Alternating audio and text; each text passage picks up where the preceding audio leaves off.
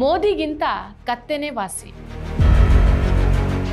ಈ ದೇಶ ಎತ್ತ ಸಾಗ್ತಾ ಇದೆ. ಮೋದಿ ಭಕ್ತರ ಕೋಪಕ್ಕೆ ಕಾರಣ ಏನು? ಪ್ರಶ್ನಿಸುವವರ ಮೇಲೆ ದಾಳಿ. ಯಾರು ದೇಶಭಕ್ತ, ಯಾರು ದೇಶದ್ರೋಹಿ? ನಮಸ್ಕಾರ, ಈ ದಿನಕ್ಕೆ ಸ್ವಾಗತ. ನಾನು ಶ್ರೀ ಪವಿತ್ರ.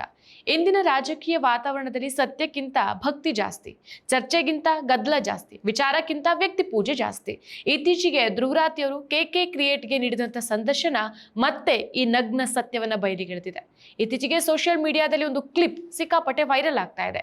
KK ಕ್ರಿಯೇಟ್ ಯೂಟ್ಯೂಬ್ ಚಾನೆಲ್ನಲ್ಲಿ ಧ್ರುವರಾತಿಯವರು ಕೊಟ್ಟಂತ ಸಂದರ್ಶನದ ಕೆಲವು ತುಣುಕುಗಳು ಕಾಂಟ್ರವರ್ಸಿಯನ್ನ ಕ್ರಿಯೇಟ್ ಮಾಡಿದೆ. ಕೆಲವರು ಧ್ರುವರಾತಿ ದೇಶದ್ರೋಹಿ ಅಂತ ಹೇಳ್ತಿದ್ದಾರೆ. ಆದರೆ ನಾವು ಸ್ವಲ್ಪ ಶಾಂತವಾಗಿ ಆ ಮಾತುಗಳನ್ನ ಅರ್ಥ ಮಾಡಿಕೊಂಡು ಆ ಮಾತುಗಳ ಹಿಂದಿರುವಂತಹ ಒಂದು ಸಂದೇಶವನ್ನ ನೋಡೋಣ. ಪದವಿ ಮತ್ತು ಡಿಪ್ಲೊಮಾ ಮುಗಿಸಿದ ಯುವಜನರ ಪಾಲಿಗೆ ಯುವ ನಿಧಿ ಯೋಜನೆಯು ಬಲ ತುಂಬಿದೆ. ಈವರೆಗೆ ಸುಮಾರು 3,08,000ಕ್ಕೂ ಅಧಿಕ ಯುವಜನರಿಗೆ ಉದ್ಯೋಗದ ಕನಸಿಗೆ ನೀರೆರೆಯುತ್ತಿದೆ. ಕೌಶಲ್ಯ ವೃದ್ಧಿ, ಉದ್ಯೋಗ ಹುಡುಕಿಕೊಳ್ಳಲು ಹೊಸ ಆಶಾವಾದದ ಆತ್ಮಸ್ಥೈರ್ಯ ಬಿತ್ತುತ್ತಿದೆ. ನಾವು ನುಡಿದಂತೆ ನಡೆದಿದ್ದೇವೆ, ನಿಮ್ಮ ಪ್ರೀತಿ ವಿಶ್ವಾಸವನ್ನ ಉಳಿಸಿಕೊಂಡಿದ್ದೇವೆ. ಗ್ಯಾರಂಟಿ ಸರ್ಕಾರಕ್ಕೆ 1000 ದಿನಗಳು, ನನಸಾಗಿದೆ ಕೋಟಿ ಕನಸುಗಳು. ಧ್ರುವರಾತಿಯವರು ಮೊದಲು ಹೇಳಿದ್ದು RSS ಬಗ್ಗೆ. RSS ಹುಟ್ಟೋಕೆ ಜರ್ಮನ್ ಮತ್ತು ಮುಸ್ಲೋನಿ ಕಾರಣ ಅಂತ. ಹಿಟ್ಲರ್ ಮತ್ತು ಮುಸ್ಲೋನಿಯವರ ಫ್ಯಾಸಿಸ್ಟ್ ಆಲೋಚನೆಗಳಿಂದ ಪ್ರಭಾವಿತರಾಗಿ RSS ಹುಟ್ಟಿದೆ ಅಂತ ಇವ್ರು ಹೇಳ್ತಾರೆ. ಸೊ ಇದು ಹೊಸ ಮಾತೇನಲ್ಲ, ಇತಿಹಾಸದಲ್ಲಿ ಇದಕ್ಕೆ ಸಾಕ್ಷ್ಯಗಳು ಇದೆ. ಆದರೆ ಇಂದು ಯಾರೇ ಇದನ್ನ ಹೇಳಿದ್ರು ಸಹ ಹಿಂದುತ್ವ ವಿರೋಧಿ ಅಂತ ಪಟ್ಟ ಕಟ್ಬಿಡ್ತಾರೆ. ಆದರೆ ಸಂದರ್ಶನದ ಅತ್ಯಂತ ತೂಕದ ಭಾಗ ಅಂತಂದ್ರೆ ಅವರು ಮೋದಿಯವರ ಬಗ್ಗೆ ಹೇಳಿದಂಥ ಮಾತು. KK ಕ್ರಿಯೇಟ್ ಅವರು ಕೇಳಿದಂಥ ಪ್ರಶ್ನೆ ಏನಪ್ಪಾ ಅಂತಂದ್ರೆ, ಮೋದಿಯನ್ನ ಬಿಟ್ರೆ ಪ್ರಧಾನಿ ಸ್ಥಾನಕ್ಕೆ ಬೇರೆ ಯಾರೂ ಸೂಕ್ತ ಅಲ್ಲ ಅಂತ ಭಕ್ತರು ಅನ್ಕೊಳ್ತಾರೆ, ಮೋದಿ ಬಿಟ್ರೆ ಬೇರೆ ಆಪ್ಷನ್ನೇ ಇಲ್ವಾ ಅಂತ ಕೇಳ್ತಾರೆ. ಸೊ ಧ್ರುವರಾತಿಯವರ ಉತ್ತರ ಸಿಡಿಲು ಹೊಡೆದಂತಿತ್ತು. ಮೋದಿಗಿಂತ ಕತ್ತೆನೇ ವಾಸಿ. ಯಾಕಂದ್ರೆ ಕತ್ತೆ ಪ್ರಧಾನಿ ಸ್ಥಾನದಲ್ಲಿ ಕೂತ್ರೆ ಏನೂ ಮಾಡೋದಿಲ್ಲ. ಸೊ ಏನೂ ಮಾಡದೇ ಇದ್ರೂ ಪರವಾಗಿಲ್ಲ, ದೇಶವನ್ನ ಮೋದಿ ಮಾಡುವಂತೆ ಕತ್ತೆ ಬರ್ಬಾದ್ ಮಾಡೋದಿಲ್ಲ ಅನ್ನೋ ಉತ್ತರವನ್ನ ಕೊಟ್ಟಿದ್ದಾರೆ.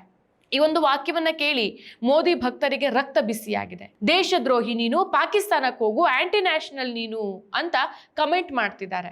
ಸೊ ಸಾಮಾನ್ಯ ಮನುಷ್ಯನಿಗೆ ಒಂದು ಪ್ರಶ್ನೆ ಬರುತ್ತೆ, ನರೇಂದ್ರ ಮೋದಿ ಅವರನ್ನ ಕತ್ತೆಗಿಂತ ಕೀಳಾಗಿ ಅಥವಾ ಕೆಳಗೆ ಹೋಲಿಸಿದ್ದಕ್ಕೆ ದೇಶದ್ರೋಹನ ಅಥವಾ ಹೋಲಿಸಿರೋದು ದೇಶದ್ರೋಹನ? ನರೇಂದ್ರ ಮೋದಿಗಿಂತ ದೇಶ ದೊಡ್ಡದಾ? ಅಲ್ವೇ ಅಲ್ಲ ಅಲ್ವಾ?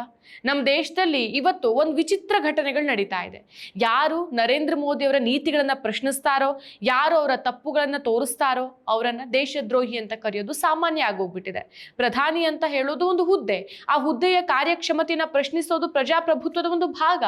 ದೇಶದ ನಾಯಕನನ್ನ ಟೀಕಿಸೋದು ದೇಶವನ್ನ ಟೀಕಿಸೋದಕ್ಕೆ ಸಮಾನ ಅಲ್ವೇ ಅಲ್ಲ.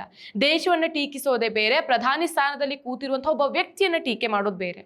ಸೊ ಭ್ರಷ್ಟಾಚಾರದ ಬಗ್ಗೆ ಮಾತಾಡಿದ್ರೆ ದೇಶದ್ರೋಹಿ, ನಿರುದ್ಯೋಗದ ಬಗ್ಗೆ ಹೇಳಿದ್ರೆ ದೇಶದ್ರೋಹಿ, ಬಡತನ ಹೆಚ್ಚಾಗ್ತಾ ಇದೆ ಅಂತ ಹೇಳಿದ್ರೆ ದೇಶದ್ರೋಹಿ, ರೈತರು, ಯುವಕರು, ಮಹಿಳೆಯರು ತಮ್ಮ ಸಮಸ್ಯೆಗಳನ್ನ ಹೇಳ್ಕೊಂಡ್ರೆ ಅವರನ್ನು ಆಂಟಿ ನ್ಯಾಷನಲ್ ಅಂತ ಕರೆಯೋದು ಮೋದಿ ಭಕ್ತಗಣದ ಪಾರಂಪರಿಕ ರೂಢಿಯಾಗೋಗ್ಬಿಟ್ಟಿದೆ. ನಮ್ಮ ದೇಶದಲ್ಲಿ ನಿರುದ್ಯೋಗ ತಾಂಡವವಾಡ್ತಾ ಇದೆ. ಲಕ್ಷಾಂತರ ಯುವಕರು ಉದ್ಯೋಗಕ್ಕಾಗಿ ಅಲಿತಿದ್ದಾರೆ. ಪದವಿ ಪಡೆದು ಕೆಲಸಕ್ಕಾಗಿ ಬೀದಿ ಬೀದಿ ತಿರುಗ್ತಿದ್ದಾರೆ. ಮೋದಿ ಹೇಳ್ತಾರೆ ಪಕೋಡ ಮಾಡಿ, ರೀಲ್ಸ್ ಮಾಡಿ ಅಂತ. ಕೋಟ್ಯಾಂತರ ಜನ ಒಂದೊತ್ತು ಊಟ ಕಷ್ಟಪಡ್ತಿದ್ದಾರೆ. ಅಧಿಕಾರಿಗಳು, ನಾಯಕರು ಇನ್ನೂ ಹಣದ ಆಸೆಯಲ್ಲಿ ದೇಶವನ್ನು ಕೊಲ್ತಿದ್ದಾರೆ.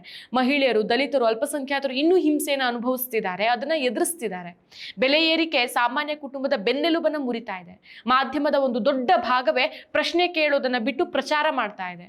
ನರೇಂದ್ರ ಮೋದಿಗಿಂತ ಕತ್ತೇನೇ ವಾಸಿ ಅಂತ ಯಾರಾದ್ರೂ ಹೇಳೋದು ಅತಿರೇಕದ ಮಾತುಗಳಾಗ್ಬೋದು. ಆದ್ರೆ ಆ ಮಾತು ಹೊರಬರೋ ಮಟ್ಟಿಗೆ ಜನರಲ್ಲಿ ಯಾಕೆ ಅಸಮಾಧಾನ ಇದೆ ಅನ್ನೋದನ್ನ ಅರಿಯೋದು ಮುಖ್ಯ ಅಲ್ವಾ? ಇವುಗಳ ಬಗ್ಗೆ ಪ್ರಶ್ನೆ ಕೇಳೋರನ್ನ ಮೋದಿ ವಿರೋಧಿ ಅಂತ ಕರೆದು ಅವರನ್ನ ದೇಶದ್ರೋಹಿ ಅಂತ ಗುರುತಿಸೋದು ಸರಿನಾ? ಪ್ರಧಾನಿಯೊಬ್ಬ ವ್ಯಕ್ತಿ, ಅವರನ್ನ ಪ್ರಶ್ನಿಸೋದು ದೇಶವನ್ನ ಪ್ರಶ್ನಿಸೋದಂತಾಗೋದಿಲ್ಲ. ದೇಶ ಅಂತಂದ್ರೆ 140 ಕೋಟಿ ಜನ, ಅವರ ಸುಖ ದುಃಖ, ಅವರ ಭವಿಷ್ಯ. ಧ್ರುವರಾತಿಯವರು ಹೇಳಿದಂಥ ಕತ್ತೆ ಮಾತು ಕಠಿಣವಾಗಿ ಕಾಣಬಹುದು, ಆದರೆ ಒಂದು ರೀತಿಯ ಆಕ್ರೋಶ ಅದು. ಜನರು ತಮ್ಮ ನಿರಾಶೆಯನ್ನು ಹೇಗೆ ಹೇಳಬೇಕು? ಮೋದಿಯವರು 10 ವರ್ಷಗಳಿಂದ ಅಧಿಕಾರದಲ್ಲಿದ್ದಾರೆ, ಅವರಿಗೆ ಅವಕಾಶನೂ ನಾವು ಕೊಟ್ಟಿದ್ದೇವೆ, ಆದರೆ ಫಲಿತಾಂಶ ಏನು? 0. ಜನರಿಗೆ ಇನ್ನೂ ಅದೇ ಸಮಸ್ಯೆಗಳಿದೆ. ಅದನ್ನ ಹೇಳಿದ್ರೆ ದೇಶದ್ರೋಹಿ ಅಂತ ಕರೆಯೋದು ಎಷ್ಟು ಸರಿ? ಒಂದೇ ಒಂದು ಪ್ರೆಸ್ ಮೀಟ್ ಮಾಡದ ಪ್ರಧಾನಿ ನಮ್ಮವರು. ಸೊ ನಮ್ಮ ದೇಶ ಎಲ್ಲಿಗೆ ಸಾಕ್ತಾ ಇದೆ, ಎತ್ತ ಸಾಕ್ತಾ ಇದೆ ಅನ್ನೋದನ್ನ ನಾವೇ ಯೋಚಿಸ್ಬೇಕು. ಒಬ್ಬ ನಾಯಕನನ್ನ ದೇವ್ರಂತೆ ಕಾಣೋದು ಸರಿ ಅಲ್ವೇ ಅಲ್ಲ. ಅವನು ಸಹ ಒಬ್ಬ ಮಾನವ, ತಪ್ಪು ಮಾಡಬಹುದು. ಆ ತಪ್ಪನ್ನ ತೋರಿಸೋರನ್ನ ದ್ರೋಹಿ ಅಂತ ಕರೆಯೋದು ಜನತಂತ್ರಕ್ಕೆ ತಕ್ಕದ್ದಲ್ಲ. ಧ್ರುವರಾತಿಯವರು ಒಬ್ಬ ಯೂಟ್ಯೂಬರ್, ಅವ್ರು ಆಡಿದಂಥ ಮಾತುಗಳು ಎಲ್ಲರೂ ಒಪ್ಲೇಬೇಕು ಅಂತ ನಾವೇನು ಹೇಳ್ತಾ ಇಲ್ಲ. ಆದ್ರೆ ಅವರ ಮಾತುಗಳನ್ನ ಕೇಳಿ ಚರ್ಚೆ ಮಾಡಿ ತಪ್ಪಿದ್ರೆ ತಿರಸ್ಕರಿಸಿ. ಆದ್ರೆ ಕೇವಲ ದೇಶದ್ರೋಹಿ ಅಂತ ಕೂಗಿ ಅದನ್ನ ಮುಚ್ಚಾಕ್ ಹೋಗುದು ಸರಿಯಲ್ಲ ಅಲ್ವಾ? ಸೊ ನಮ್ಮ ದೇಶದ ಭವಿಷ್ಯ ನಮ್ಮ ಕೈಲಿದೆ. ಪ್ರಶ್ನೆ ಕೇಳೋ ಹಕ್ಕು ನಮಗಿದೆ. ಆ ಹಕ್ಕನ್ನ ಕಸಿಯೋ ಹಕ್ಕು ಮಾತ್ರ ಯಾರಿಗೂ ಇಲ್ಲ. ಭ್ರಷ್ಟಾಚಾರ, ನಿರುದ್ಯೋಗ, ಬಡತನ ಇವುಗಳನ್ನ ನಿಜವಾಗ್ಲೂ ತಗ್ಗಿಸ್ಬೇಕಾದ್ರೆ ನಾಯಕರನ್ನ ಪ್ರಶ್ನಿಸುವ ಅಗತ್ಯತೆ ಇದೆ. ಕತ್ತೆ ಮಾತೇನೋ ಕಠಿಣ ಆಗಿರ್ಬಹುದು, ಆದ್ರೆ ಅದು ಜನರ ನಿರಾಶೆನ ಪ್ರತಿಬಿಂಬಿಸತ್ತೆ. ನಾವು ಏನ್ ಮಾಡ್ಬೇಕು? ಕಣ್ಣು ಮುಚ್ಚಿ ಕೂತ್ಕೊಂಡು ಜೈ ಶ್ರೀರಾಮ್ ಅಂತ ಕೂಗ್ತಾ ಕೂಡ್ತಿರ್ಬೇಕಾ? ಅಥವಾ ನಮ್ಮ ಸಮಸ್ಯೆಗಳನ್ನು ಎದುರಿಸಿ ನಾಯಕರನ್ನ ಜವಾಬ್ದಾರರನ್ನಾಗಿ ಮಾಡ್ಬೇಕಾ? ಇದು ನಮ್ಮ ದೇಶ, ಇದು ನಮ್ಮ ಭವಿಷ್ಯ. ಪ್ರಶ್ನೆ ಕೇಳೋರನ್ನ ದೇಶದ್ರೋಹಿ ಅಂತ ಕರೆಯೋ ದಿನಗಳು ಹೆಚ್ಚಾದಂತೆ ನಾಳೆ ಪ್ರಶ್ನೆ ಕೇಳೋರೇ ಉಳಿಯೋದಿಲ್ಲ.